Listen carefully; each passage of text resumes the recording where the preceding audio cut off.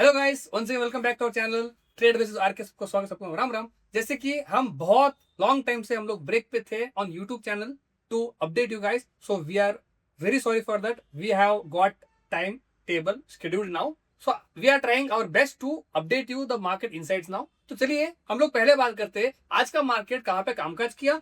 ऐसा कौन सी कंपनी है जो न्यूज फ्लो कर रहा है, जो अच्छा मोमेंटम दे सकता है ऊपर या नीचे based on demand and supply zone. तो पहले बात करते हैं आज के मार्केट के टॉप 5 गेनर्स, टॉप 5 लूजर्स के बारे में। उसके बाद बात करते हैं आज का मार्केट निफ्टी 50, बैंक निफ्टी और सेंसेक्स कहाँ पे कामकाज किया और कहाँ पे बंद हुआ और आगे क्या हो सकता है। चलिए बात करते हैं पहला मार्केट के टॉप गेनर्स के बारे में। पहले नंबर पे आता है इलेक्ट्रॉनिक्स, जो 4.5% अप रहा।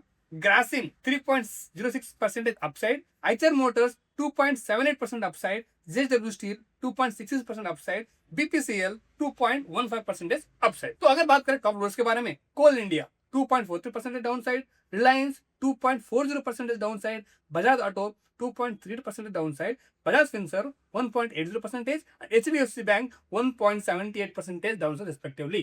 तो चलिए दोस्तों, आज हम लोग देखने वाले निफ्टी कहाँ पे बंद हुआ है। सो निफ्टी ओवरऑल मतलब जहाँ पे खुला वहीं पे बंद हुआ, साइडवेज था market. It has only close value of 22,119, which is almost 0.0% change हुआ है, नेगेटिव ओनली 5 पॉइंट। अगर बात करें सेंसेक्स के बारे में, तो 112 पॉइंट गिरावट के साथ 73,085.94, विच इज ऑलमोस्ट 0.15% साथ बंद हुआ है। बैंक निफ्टी की बात करें, 230 पॉइंट नेगेटिव है, जो कि वैल्यू है 48,114.30 in the terms of percentage, felt fall of 0.48। Okay, तो ये अपना हो गया आज का इंडेक्स के बारे में। तो चलिए अभी हम लोग देखने वाले आगे का इंपॉर्टेंट न्यूज के बारे में, ठीक है। तो दोस्तों सबसे पहले बात करते हैं अशोक लेलैंड की। फरवरी 2025 में कंपनी ने 2% का ग्रोथ दिखाया है, जिसमें टोटल सेल्स 17,903 तक पहुंच गई है, लेकिन डोमेस्टिक सेल्स 4% गिर गई है और मीडियम हेवी कमर्शियल व्हीकल्स का सेल्स 7% डाउन रहा है, ठीक है। तो पिछले साल फरवरी में कंपनी ने 17,632 यूनिट बेचे थे, तो ये हल्का डिक्लाइन जरूर है, लेकिन Ashok Leyland commercial vehicle market में अभी भी स्ट्रॉन्ग पोजीशन होल्ड करता है। अगर बात करें दूसरे न्यूज के बारे में, वो है बजाज ऑटो के बारे में। कंपनी ने टोटल सेल्स में 2% का ग्रोथ दिखाया है, जिसमें फरवरी 2025 में 3,52,071 3,50,071 यूनिट्स बेची गई है। हालांकि डोमेस्टिक सेल्स में 11% गिरी है, लेकिन एक्सपोर्ट ने जबरदस्त 21% जंप दिखाया हुआ है। टू व्हीलर्स और कमर्शियल व्हीकल्स का सेल्स भी हल्का सा बढ़ा है, 2% और 1% ग्रोथ कर रहा है।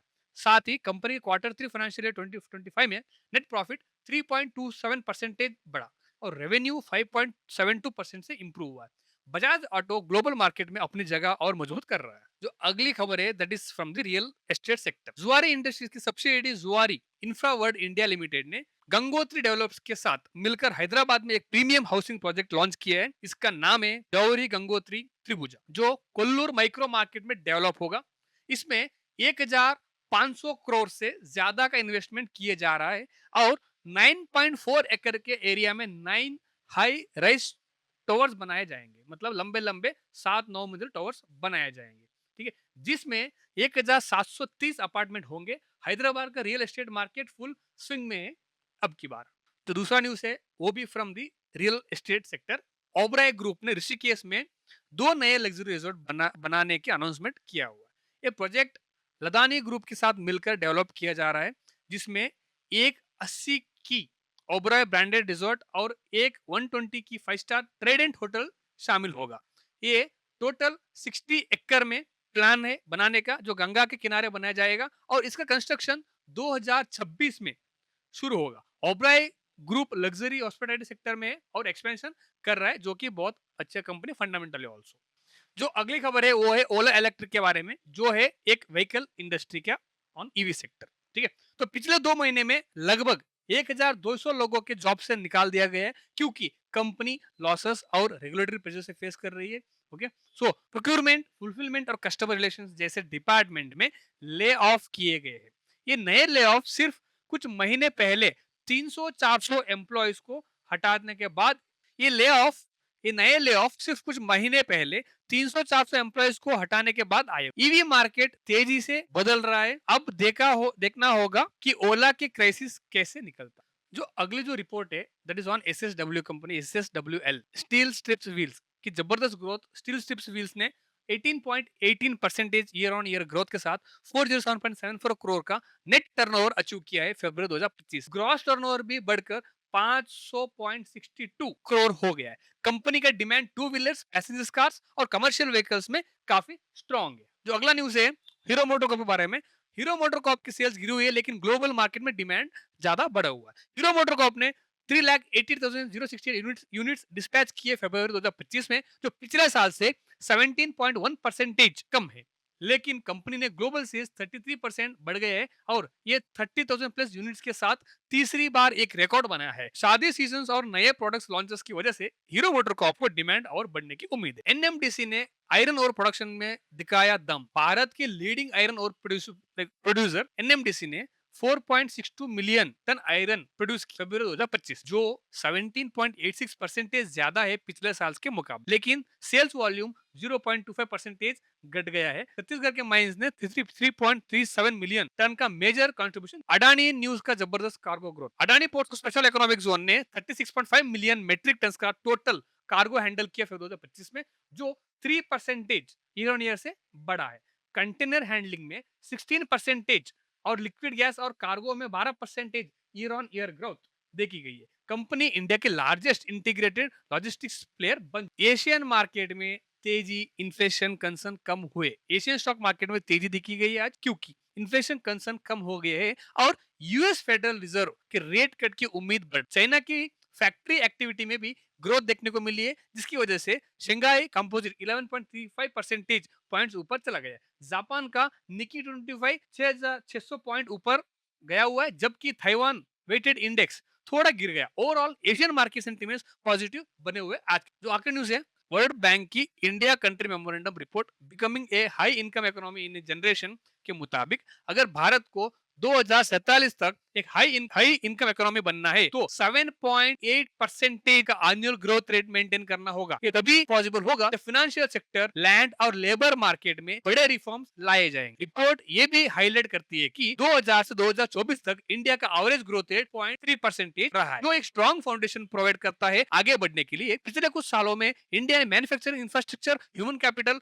और डिजिटलाइजेशन को बूस्ट करने के लिए काफी स्ट्रक्चरल रिफॉर्म लाया। साथ ही मैक्रो इकोनॉमिक स्टेबिलिटी भी स्ट्रॉन्ग बनाई गई है, जो फ्यूचर ग्रोथ के लिए क्रूशियल होगा। चलिए दोस्तों, बात करते हैं आज के मार्केट के कहाँ पे कामकाज के इंडेक्स, आने वाले टाइम पे मार्केट कहाँ पे कामकाज कर सकता है।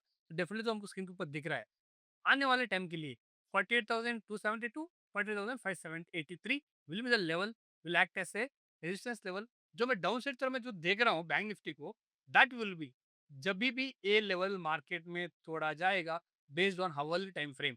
एक घंटे वैसे भी जब एक ए मार्केट में जब भी एक क्लोजिंग देगा ना, तो अपना आने वाला target directly without any stop market is going to go for 46,880 में मार्केट आने वाला है। अगर अपसाइड मार्केट अगर आए तो जो लेवल मैक्सिमम रहने वाला है अपसाइड में, that is and this gap जो मार्केट में था वो कवर हो चुका है। ये जो गैप है यहाँ पे थोड़ा सा फुलफिल बाकी रह गया, तो ये थोड़ा सा गैप यहाँ पे मार्केट कवर कर सकता है। उसके बाद market can take resistance once again from 48,634 level. तो ये जो जोन हो चुका है मार्केट के इंडेक्स के बारे में, बैंक निफ्टी के बारे में, जो मार्केट रेंज में घूम रहा है, एक बड़ा कैंडल बनाया आज के दिन सुबह पे, मार्केट पूरे उसी रेंज में मार्केट घूमा। तो once again market can little go upside again till the level और दिस लेवल 48,650, वहां से दोबारा मार्केट हमको सेल मिल सकता है। ठीक है, तो ये हो गया बैंक निफ्टी का लेवल। सिंपल है, ज्यादा कुछ यहाँ पे रैकॉर्ड सेंस नहीं है। लेवल मार्केट काम कर रहा है, डेफिनेटली मार्केट काम कर रहा है। ठीक है, सुनना, अगर बात करें निफ्टी फिफ्टी के बारे में, निफ्टी फिफ्टी कहाँ पे कामकाज कर सकता है कल के दिन और आने वाले हफ्ते के बारे में, तो मैं अपने स्क्रीन के ऊपर देखूं, जो ये जो गैप है, ये निफ्टी एक बार जरूर गैप फिल करने जरूर आ सकता है। डेफिनेटली अगर आएगा तो बहुत बड़ी ट्रेड बनेगा शॉर्ट का वन सेकेंड। तो यहाँ पे निफ्टी के बारे में जो मैं सपोर्ट देख रहा हूँ, अगली बार जो 22,000 जो लोग सपोर्ट बोल रहे हैं, आप सपोर्ट ले सकता है। लेकिन I am saying the Nifty has to touch 21,734 level in upcoming week, और it can be this week और नेक्स्ट वीक ऑल्सो।